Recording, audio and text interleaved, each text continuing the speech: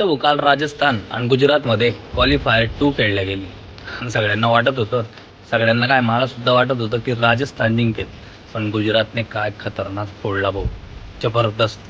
Vaibhav सूर्यवंशीची back to back दुसरी century राहील. मागच्या मॅचमध्ये एलिमिनेटरमध्ये 97वर आऊट झाला होता बिचारा आणि या मॅचमध्ये 96.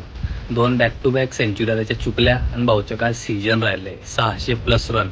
पण गुजरातने जबरदस्त प्रिन्स शुभमन गिलने खतरनाक सेंचुरी मारली आणि Sai Sudharsan same to same जसा मागच्या मॅचमध्ये आऊट झाला होता तसाच या मॅचमध्ये पण आऊट झाला बॅट स्टंपवर फेकून.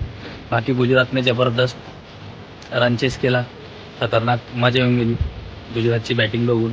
आणि गुजरात आता RCB सोबत फायनल खेळणार आहे. जबरदस्त मजा येऊन गेली. बाकी आता जी काय अपडेट राहील फायनलची ती मी तुम्हाला सांगतच राहील. फॉलो करून घ्या, आपल्याला मजा येणार आहे फायनलमध्ये. हां, बाकी तुम्हाला काय वाटतं कोण जिंकेल, RCB की गुजरात? कमेंट करून नक्कीच सांगा. आणि हां, अशाच क्रिकेटिंग अपडेटसाठी भाऊला फॉलो बी करून घ्या. हां.